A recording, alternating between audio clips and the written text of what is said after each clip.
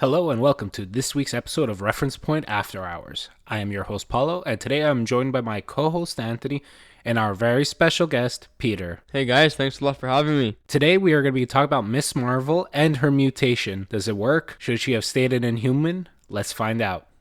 So first we're going to start off. What do we think of Miss Marvel as a mutant? I think it's pretty great. I'm not even gonna lie.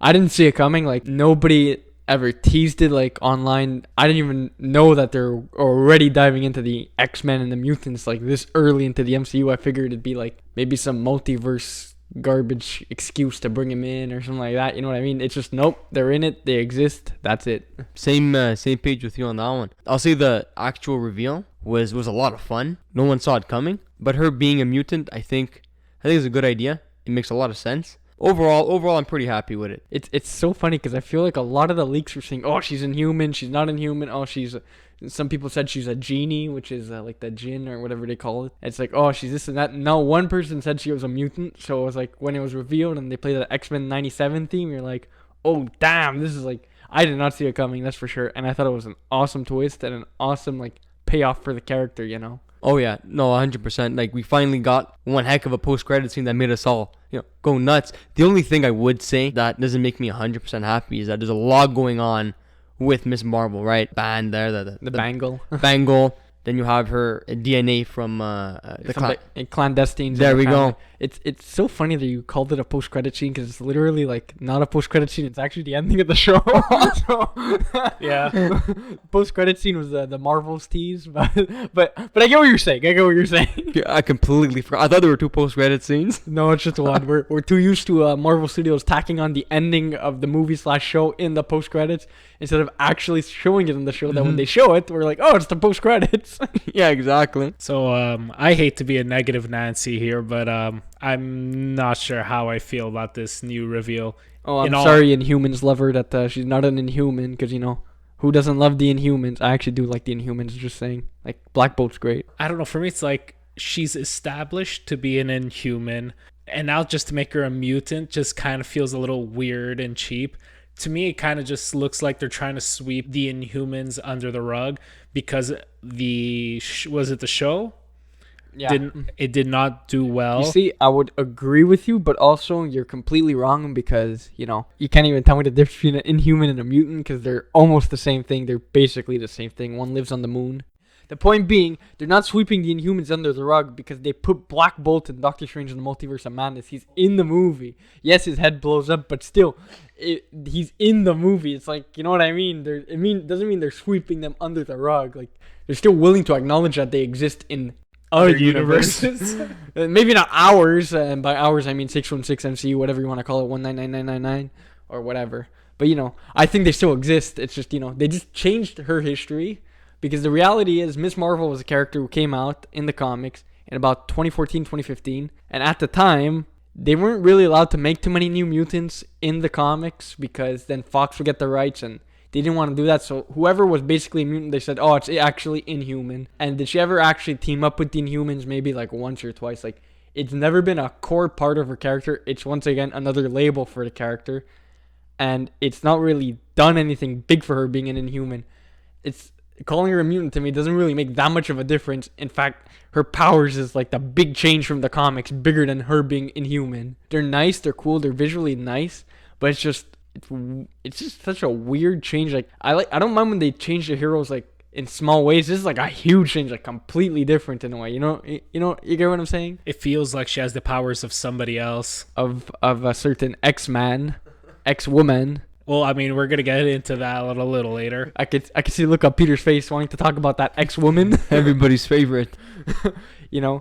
So, I mean, look, overall, I like the change. I think it's a good change. The creator even said she wanted to make her a mutant at the time, but couldn't, so I'm fine with it. The MCU, right, and Feige, they got their plans, right, and they know what they want to do, and they have their long-term plans. And I think the changes to the powers and the little change with her X-gene, it all kind of fits in what they want to do, right? So their powers, she's a little bit more in line with Captain Marvel and Monica Rambeau with their cosmic type powers.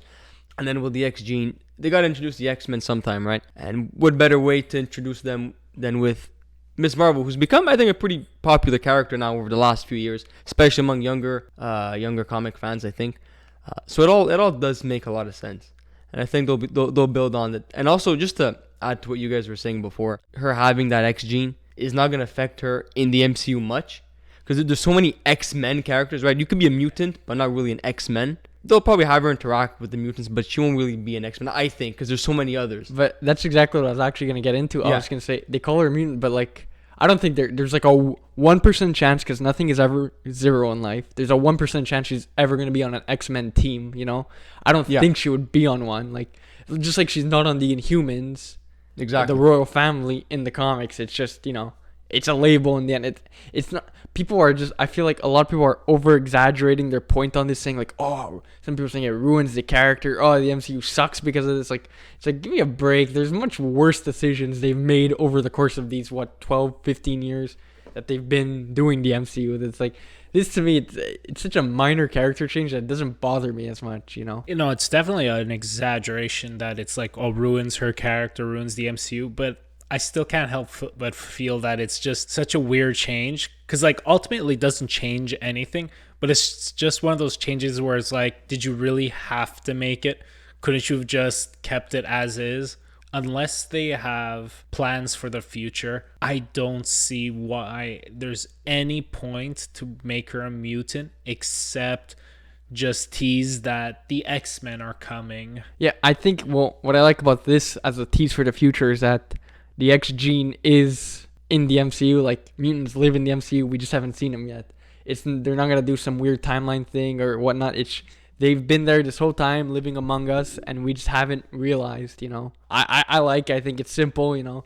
I sometimes when it gets too overly complicated, the way they explain stuff, it's just not great. I find. So I like the way they're gonna do the X-Men now. Yeah, no, it's definitely like appreciated that they're not gonna do some really stupid thing where it's like time traveling or they cross over from another universe. Some mumbo jumbo about the snap activating, or like, I don't know, Doctor Strange accidentally trips and does a spell, and all of a sudden X-Men exist. Who knows? Oh my god! Literally, I remember that the whole snap was gonna bring mutants into the mix because they didn't know what they were doing. This is so funny because it's like I was telling you guys before, and like a couple of days back, that I was speaking to my friend Nick, and he's like, every single project that they've done teased.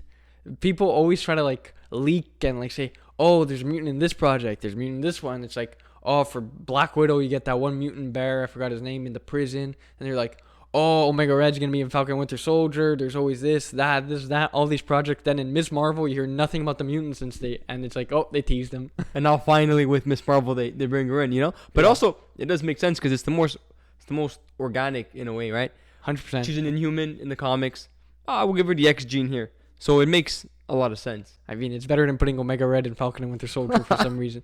Well, they did have Madripoor, so that's a pretty big thing from Wolverine's past. So that was already our first sort of tease of the X-Men, but not really. Like, it's just a location in the end. So Yeah, but it's still quite big. It's not like Magneto's Island or anything, but like I would still argue that was really the first big push. Well, I mean, I'm pretty sure X-Men. Fox owned the rights to Madripoor, so already putting in a Marvel Studio show was like, oh, look, they're using their stuff that they just got. All So, right. It's pretty great. All right, so now that we got our thoughts down about what we thought of Miss Marvel as a mutant, let's discuss her powers and how it might be related to her mutation. So for those who don't know, Miss Marvel actually borrows, and I say that with quotations, from another mutant. Well, absolutely. So this mutant that we're talking about is Armor. Introduced in 2000. Anthony, you remember the year? 4, I think. It was in the Joss Whedon X-Men run. Astonishing X-Men number 4, her first Joss appearance. Whedon. Yikes. Ouch. Point is, it's that series is actually not that bad. Just pretend it's written by someone else. Good series, actually. And basically, she has an exoskeleton kind of power, right? Where she'll get this armor, right, around her. Whoa. And this armor looks like it's made of light, and how it's portrayed more or less in Miss Marvel. Yeah, it looks. I think in the comics, it's red, right? It's kind of like a red body armor. It's kind of like a glowy thingy, almost. Like a crystal. Exactly. It's glowy, and it allows her to. She doesn't expand, but like the armor itself can expand. right? It goes around her, kind of like in the show. It's like, you don't see her fists getting bigger, but like the light around their fists gets Yes. bigger. It's stuff like that. Exactly Except like her, that. it's more. Except armor, it's more of like an exoskeleton. That's like guns and stuff, right? If I'm not mistaken, or I don't know if there are guns. I think she just gets big. it's more like an armor. I know, not guns, but whatever. So she can't create like big fists or anything. It's just straight up armor. I mean, yeah, kind of. Yeah, from what I know, it's just armor. Whereas Kamala can almost stretch, right? Similar to like her actual powers in the comics. Here, it's just a big armor. So that's kind of the big similarity. Okay, because I was under the impression that they literally borrowed all of Armor's powers, and like in sort of retrospect, that would have been the big indicator that she was actually a mutant, that she had the exact same powers. No, they didn't just completely rip her off, but there's like a little bit of inspiration from it. You know what I mean? Oh yeah, 100%. 100%. You think they're gonna ever introduce Armor? I mean, I say never. The way Marvel Studios does their villains is that's the hero, but in reverse. So maybe she'll be the villain in a Miss Marvel show or movie. It could be. I think they will eventually.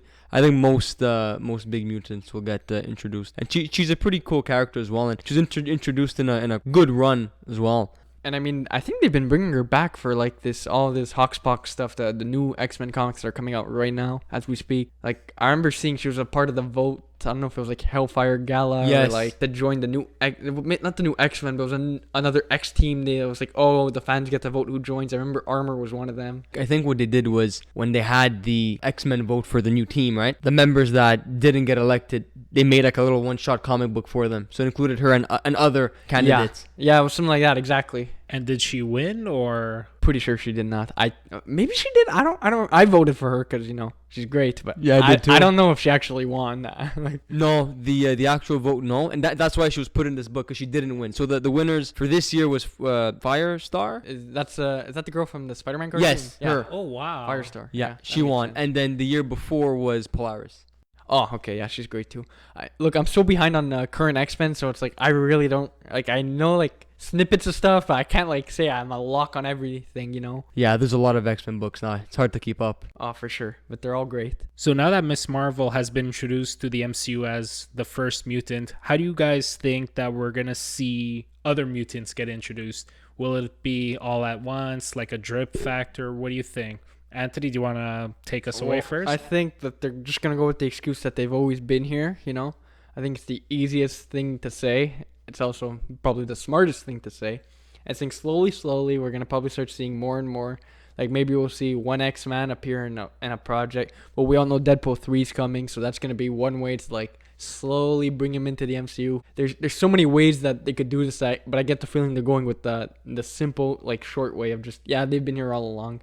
And I get the feeling only Deadpool's going to be the one who universe travels because, like, he's mad enough to do that. So you think they're going to be like, there's already a Charles Xavier School for the Gifted. The mutants have always been a thing.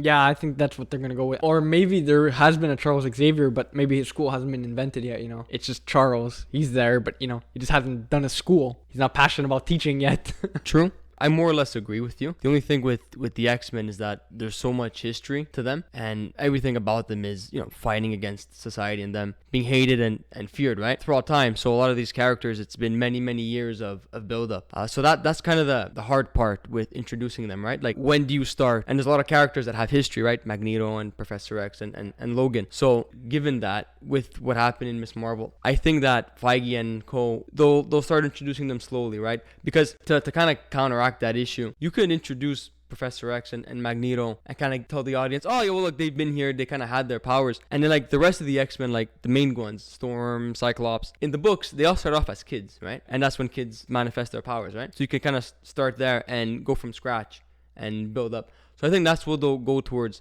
I hear a lot of theories with Wanda, Professor X, oh, boom, they were here in the past, and then now they're back, right? Wanda says more mutants or whatever. Or Professor X wiped everybody's minds, and now they're all back. So you have the history, it falls in line, and then now you continue with what's going on. I don't think they'll go that route because there's a lot of explaining to do, and it gets a bit confusing and complex. So I agree with you that they'll start slowly, and I think they can do that. Yeah, because I don't think they want to over-explain anything when it comes to this. Exactly. I think in reality, like now that I just thought of this, but it's probably gonna be for real. Like, oh, now it's gonna be year one of the Xavier School. First Yes. class is gonna happen in 2024 or 2025 instead of like, let's say in First Class, the movie, the Fox one, it was what, the 70s. I think late 60s because it's the Cuban Yeah, Missile it Crisis. was 60s, 70s. Yeah, it's been a while since I saw it. So, but I think now they're gonna make the First Class in the 2020s instead of making in the 60s. I don't know how I feel about that. Just because it's like the thought of Cyclops being like basically born in the 2000s just weirds me out as a concept. So it's a little bit trippy, you know. James Marsden, I don't think you can play him no more. It's a bit old, so I don't think you can play him as a kid unless they use that great de-aging technology they used on Sam Jackson. Anything else you want to add? When I think about introducing the X-Men, for me, I always think about Magneto's origin, right? World War II, if I'm correct. How are they gonna tackle that? Honestly, I have no idea. Likely they could give him an updated origin, you know, and do it more in modern time. I don't know, but like I said, it's the history. That's the hard part with the X-Men, is everything before.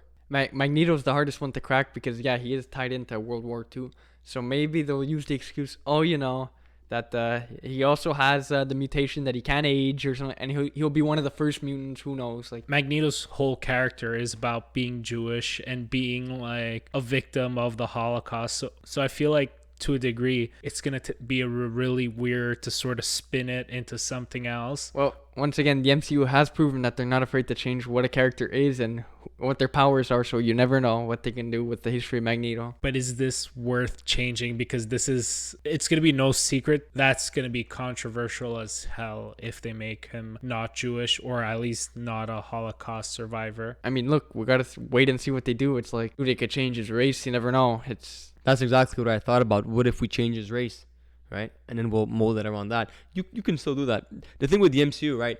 And Miss Marvel's a perfect example of it with the powers and the X gene. They'll change up the origins to fit their long-term story.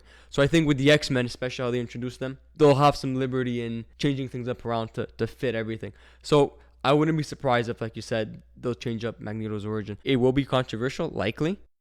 Very. Yeah. It also depends what kind of writer they get. If they get like a big writer to change it and like they do really a big jump, but like a big jump could always work, you know. There's so many big jumps that have been done, like you never know. Yeah, but look at fans in general, how they react to big jumps. Yeah, but also who cares? As long as it's good, you know. Some fans sometimes they just complain, like you're never gonna please everyone. Even if you do the same Magneto with the same backstory as the comics, there's still gonna be that one guy who says we've seen this before and complain. So after a point, you kind of have to give up on some fans and just like, you're never going to please everyone. You just got to commit to an idea that you believe in and that's it, you know. That being said, I'm not saying they should change their race. I think they shouldn't really change their race, but you know, I'm always willing to keep an open mind as long as they do it respectfully and whatnot.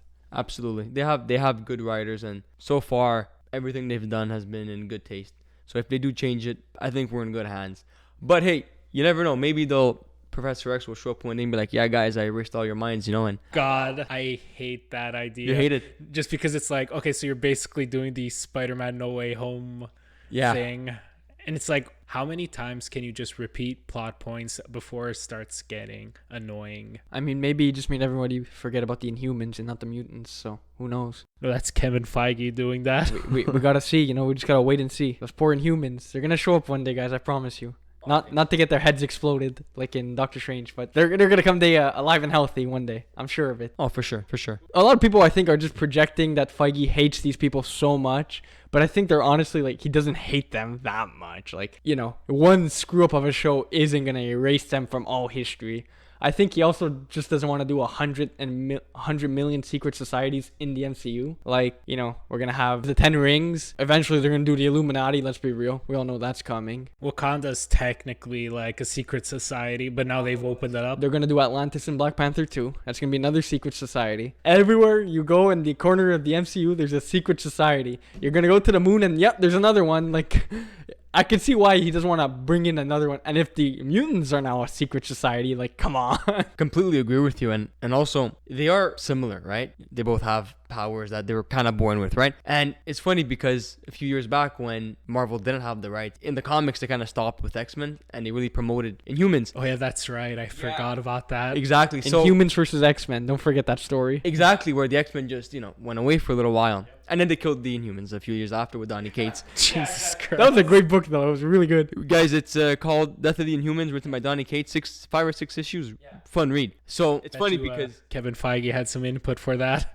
maybe. He slipped like a 50 to Donny Cates. He's like, kill them all. Well, you know what? Probably. Lockjaw made it, so that's what counts. Spoiler. So yeah, there's a lot of similarities, and Marvel acknowledges that, logically speaking, for the time being, they want to push the X-Men brand, and for the Inhumans, they'll likely wait it out a little bit. But will they come in? Black Bolt, some great characters are there, so they'll definitely come in. Oh yeah, especially Black Bolt being a pretty good leader. Would you say in the comics? Yeah, he's sick. Just his powers, even from the bit we saw in Doctor Strange, it's so cool. They had to nerf him to get his head explode, but he's awesome. I love that character. Underrated. Black Bolt by Saladin Ahmed is such a great run. 12 issues. Oh, pick that up. It's so good. All right, so now let's just wrap up with one last little topic. Will Miss Marvel join the X-Men? No, that's the end of the show. I don't know. Part of me kind of thinks that they're going to make her an X-Men just because she's the first mutant in the MCU. People love her, and I think they're going to just have her there. Maybe not for a long time, but I think they're going to really make her part of the X-Men. It's like I said before. I said this before. There's a 1% chance, because nothing is ever 0 in life, that Kamala Khan joins the X-Men. I think there's no way they're bringing her in. For her to interact with the X-Men, with mutants, right? She's a part of them now. 100% that's gonna happen. Will there be some team ups? Yes. Will she become a literal X-Men and be with them every day? I don't think so. Just because now they're pushing her with Miss Marvel, Captain Marvel, and Monica Rambeau. I think they'll form a good team, and I think they'll probably go along that line. They'll have her with the X-Men, and they'll have her learn, right, from Professor X for sure. For her to be an actual X-Men, I don't think so. There's guys. There's so many good X-Men characters out there to put on these teams. New Mutants, guys. We can name 50 of them, right? No. There's a lot. Will she be there? 100%. There's so many variations of X teams, like X-Force, X-Men, New Mutants, X-Factor. There's so many variations that will she end up on an X team? Maybe. But the X-Men, probably not. I said this before. They're going to do like what they do with the Inhumans in the comics, and that, yeah, she maybe teams up with them once or twice. She's not going to join their team or anything. So I agree. And to bring this conversation full circle, will there be an eventual team up with her and Armor? 100% that's gonna happen. That's what I want to see. That's guys. That's what we need. Armor Miss Marvel movie. 100%. It'd be a fun movie. I'd watch it. I'm first in line. I'd buy my ticket right now if I could. Oh man, same here. I can't wait. IMAX. Kevin Feige, do we have a pitch for you? I'm writing the script right now. If you want to just hit me up, I'll give you my email. Just let me know. I'm here. It's already in production. It's Armor and Miss Marvel versus the Inhumans. Don't worry. Only Lockjaw will survive. Once again. Once again. All right. So I think this is a really great place to wrap up. So thank you for coming on the show, Peter. Guys, thank you for having me. And if you like what you heard here, make sure to leave a like and a comment. Should Miss Marvel be a mutant? Do you agree? Disagree? Let us know. Make sure to subscribe to OAR TV so that you can be up to date on all the latest Reference Point podcast or After Hours episodes. For our Spotify and other podcast platform listeners, we hope you enjoyed the episode. Please follow our page so that you can stay up to date with the latest Reference Point podcast or After Hours episodes. You can follow us on all major social media platforms at Ref Point Podcast or by simply searching Reference Point Podcast. And until next time, don't forget to support your local comic book stores.